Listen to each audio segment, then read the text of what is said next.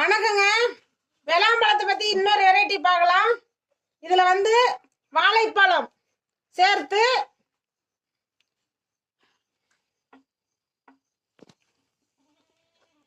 இதை நம்ம நல்லா உரிச்சிங்க. இந்த வெளாம்பழத்திலையும் நம்ம கலந்துக்கணும். நல்லா கலந்துக்கிட்டு கொஞ்சம் நாட்டு சர்க்கரை சேர்த்து நம்ம பிசைஞ்சு சாப்பிட்டோம்னா அவ்வளோ டேஸ்ட்டாக இருக்கும். குழந்தைங்களும் விரும்பி சாப்பிடுவாங்க. இது பித்தப்பைக்கு நல்லது, கிட்னிக்கு நல்லது, நோய் எதிர்ப்பு சக்தி அதிகமாக இருக்குது. சாப்பிட்டு பாருங்க. நன்றிங்க.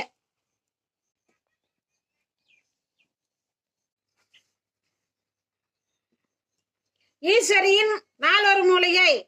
வீடியோவை லைக் பண்ணுங்க, சப்ஸ்கிரைப் பண்ணுங்க, பெல் பட்டனை கிளிக் பண்ணுங்க, வீடியோவை ஷேர் பண்ணுங்க. நாங்கள் போடுற வீடியோ உடனே உங்களுக்கு வந்து சேரும்.